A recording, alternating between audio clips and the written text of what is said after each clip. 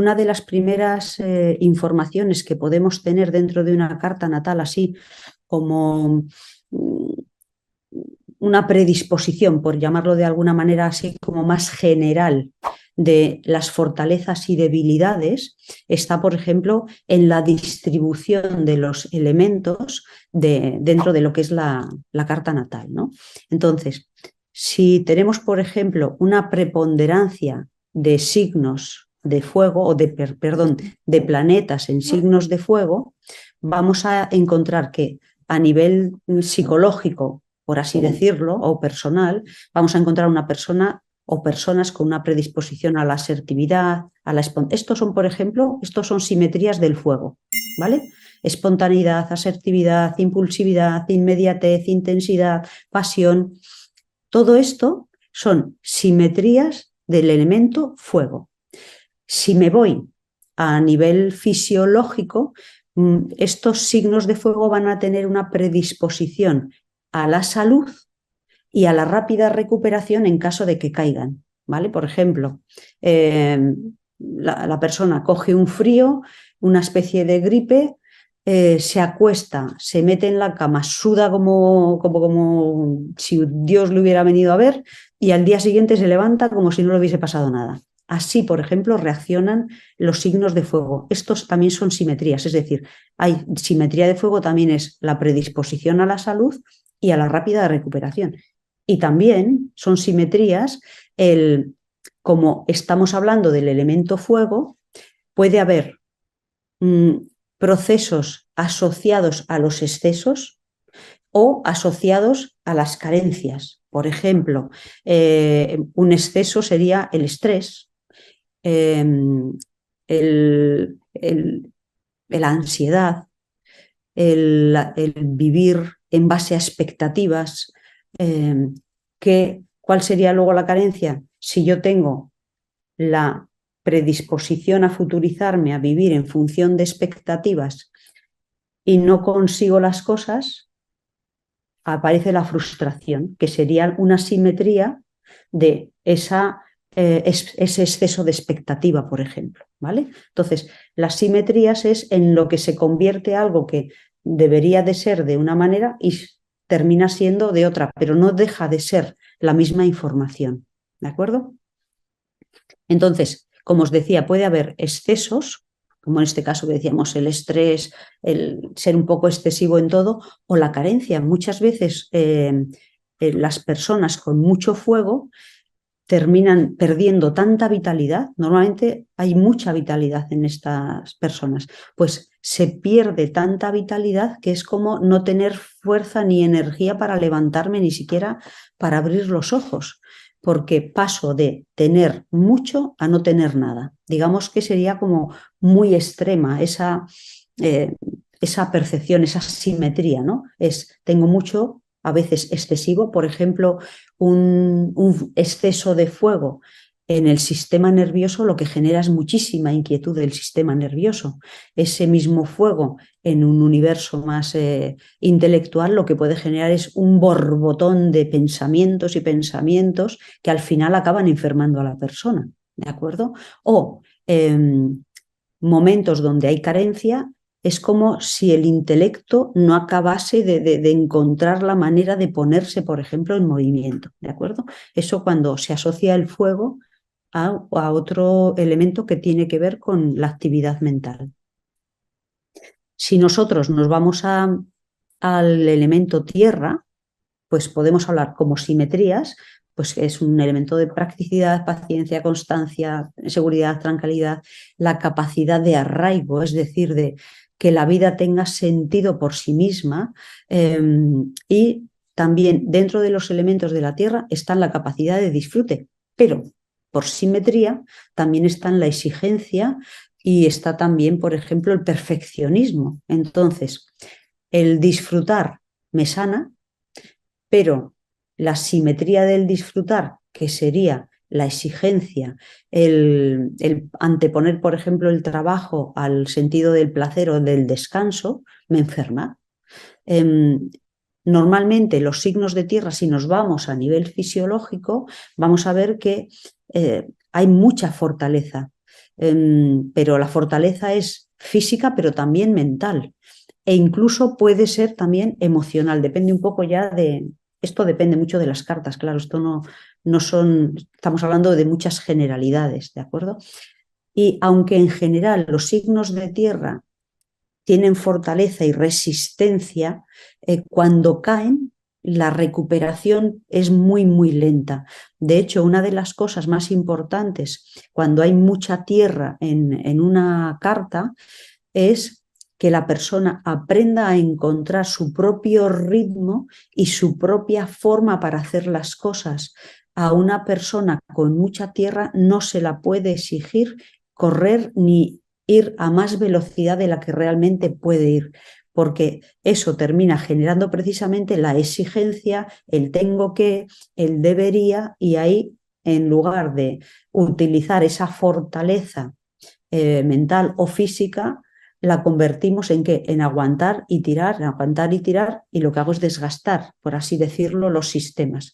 Y luego, también a nivel fisiológico, digamos que cuando hay mucha tierra o la tierra está en las áreas que luego veremos asociadas al tema de salud, pues hay una predisposición a cronificar, ¿de acuerdo? Como son procesos lentos, hay tendencia a la cronificación. Si nos vamos al elemento aire, aquí lo que vamos a encontrar es, pues eso, mucha agilidad mental. El aire se relaciona con el intelecto. Vamos a encontrar, digamos, esa disposición al buen ánimo, a la comunicación, sobre todo en este caso la comunicación sería más verbal, aunque también se puede integrar los paralenguajes, ¿vale? En este caso, digamos que, así como en los dos primeros elementos que hemos visto por preponderancia, ¿vale? De fuego y de tierra, hay una mayor estabilidad, por así decirlo, fisiológica. En estos otros dos, digamos que los sistemas, en líneas generales, no tienen esa fortaleza dentro del sistema, y en el caso, por ejemplo, de los elementos de aire, hay más recaídas, es más frecuente recaer, aunque remontan, ¿no? Me caigo y me levanto, me caigo y me levanto. Y sobre todo, la relación más íntima de la preponderancia del aire es con las vías respiratorias y el sistema nervioso, como pone ahí, ¿de acuerdo? Y uno de los mayores conflictos o de los procesos que más fácilmente llevan a los signos de aire a enfermar es el exceso de movimiento mental, el exceso de racionalización, el tener muchas ideas, por así decirlo, dando vueltas en la cabeza y no llevarlas adelante.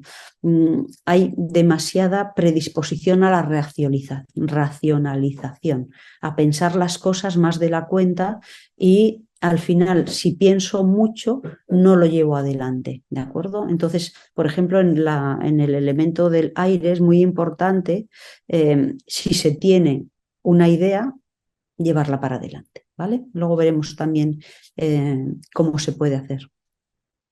Y si nos vamos a la preponderancia de los signos de agua, pues así como el aire tiende más a la faceta más racional e intelectual, por así decirlo, la preponderancia de agua tiene que ver más con el universo de la sensibilidad, ¿vale? Con el cariño, con la ternura, con la intimidad, todos los procesos de intimidad e imaginación, con esa predisposición a la introversión, por así decirlo. Normalmente los signos con preponderancia de agua, o las personas con una preponderancia de agua, tienen una salud delicada, ¿de acuerdo? Y básicamente hay una predisposición a la somatización. Diríamos que no es una persona enferma física, pero enferma físicamente precisamente por la predisposición a llevar toda la tensión psicológica al cuerpo. Digamos que tanto el elemento aire como el elemento agua necesitan expresar. El uno expresa más a través del verbo y el otro expresa más a través del arte, a través de los paralenguajes, etcétera, etcétera. Pero esto es muy, muy importante, bueno, el poder de alguna manera no generar esa inquietud. En el caso del agua, la inquietud emocional. También puede haber mucha hipocondria, porque hay mucha predisposición a fantasear, a sentirme enfermo o a generar esa sensación de victimismo muchas veces, y lo que se hace es, con esta inquietud o este fantasear de imaginarme cosas que no son, lo que hago es alargar, por así decirlo, la convalecencia. Por ejemplo, en el caso de los signos de fuego, se puede alargar porque a un signo, a una persona con una preponderancia de fuego, lo de estar enfermo no cabe en su portafolio, así de sencillo. Entonces, a veces alarga mucho los procesos precisamente pues por no querer ver que realmente no está bien. Y luego, aunque no lo he incluido aquí, y no lo he incluido porque en la carta natal no se ve reflejado, ¿vale? No está representado el elemento éter. El elemento éter, digamos que es como mmm, el sostén de la carta, el sostén de la vida. Sería como esa esencia de la existencia, aquello que sostiene la vida y la trascendencia de la vida. Es como ese saber que, aunque en la carta están esa serie de condicionamientos, esa serie de predisposiciones o esa serie de tendencias, hay algo que sostiene la carta y que me permite como salir, por así decirlo, de esas aparentes cárceles o de esas aparentes bueno, condicionamientos, ¿no? Que pareciera que no podemos salir de allí. Sí podemos salir de allí, evidentemente, porque detrás de todo esto está ese éter sosteniendo, por así decirlo, eh, la carta, la vida y la trascendencia de la vida. Digamos que es como esa comprensión que podemos llegar a tener de que hay algo más allá de nosotros mismos, que hay algo que nos sostiene y que nos ampara, y que nos acompaña, por así decirlo, para realizar esta travesía de la vida. Por eso muchas veces uno de los grandes aprendizajes en esta vida es como aprender a dejarse llevar, aprender a reaccionar en el momento en el que llegan las cosas, pero no estar queriendo tenerlo todo controlado de antemano. El control es un verdadero problema y bueno, es parte de la sociedad en la que vivimos, que nos dice que tenemos que futurizarnos, que tenemos que ir para aquí, que tenemos que ir para allí. Entonces, aprender a montarnos en el carro de la vida y a escucharla, porque no se trata de decir ahora no hago nada, no, se trata de aprender a escuchar la vida y reaccionar en base a lo que la vida nos va diciendo. Es al final este quinto elemento, este éter, sería como esa esencia, ¿no? Ese aliento vital de la existencia que al final nos permite saborear el aroma de esa libertad interior, ¿no? Ese reconocimiento de que podemos vivir fluyendo sin estar atados a esas creencias personales, familiares o culturales que muchas veces simplemente estamos atados a muchas de estas creencias sin darnos cuenta, simplemente porque llevamos toda la vida funcionando en base a esas creencias y ni siquiera nos damos cuenta de que estamos atados.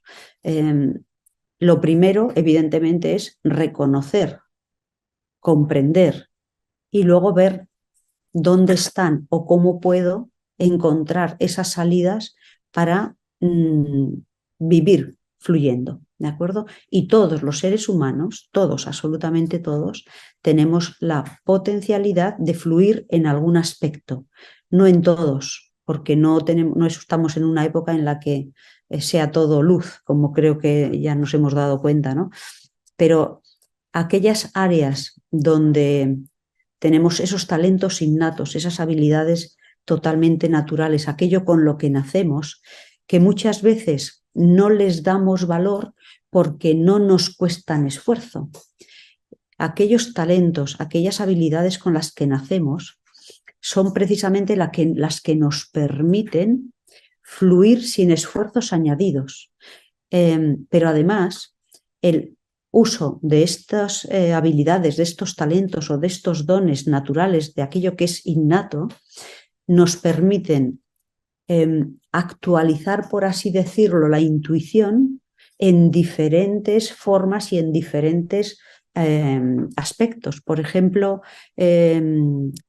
la intuición asociada, así a voz de pronto, ¿vale? Asociada al elemento tierra, se expresa, por ejemplo, dándonos información a través del cuerpo, de las sensaciones, de como una sensación, un cosquilleo, un calor sobre el cuerpo. Nos dicen cosas, por así decirlo. También la tierra, como tiene mucha relación con la naturaleza, es como poder ver, por ejemplo, en la propia naturaleza signos, señales. En el universo, por ejemplo, del agua estarían más esos universos oníricos, esa intuición asociada a los universos más sutiles. En el aire, por ejemplo, podría estar a través de la comunicación hablada, el poder empezar a hablar y de repente soltarse y fluir en la palabra y aconsejar o de repente comprender algo simplemente a través de la comunicación. Y en el caso del fuego, pues a través de ir con los proyectos, navegar en los proyectos y dejar que sea el proyecto el que me diga hacia dónde tengo que ir, ¿no? Entonces, hay muchas formas diferentes en las que la intuición se expresa y siempre la intuición está muy, muy, muy relacionada con aquellas áreas donde somos diestros. Y somos diestros no porque lo ganamos con esfuerzo, sino porque nacemos ya con eso. Y con muy poco eso se reactiva y se coloca a nuestra disposición, porque al final esos dones no solamente están hechos para entregárselos a los demás, esos dones también están para ser utilizados por nosotros mismos. Suelo poner el ejemplo de imaginaros el Reiki, ¿no? El Reiki es pues eso, esa capacidad de curar con las manos y esa energía, digamos, universal, pasa por un transformador, que en este caso sería el terapeuta, y se entrega a la persona que está delante, ¿vale? La persona que está delante recibe esa energía, pero esa energía también ha pasado por aquí.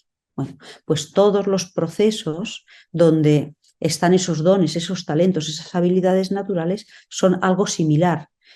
Son herramientas que me permiten encontrar la propia libertad y ayudar a las otras personas a encontrar su libertad, ¿de acuerdo? Es como en la medida en la que soy libre, promuevo la libertad. En la medida que estoy en la cárcel, difícilmente voy a poder aportar libertad afuera, ¿no?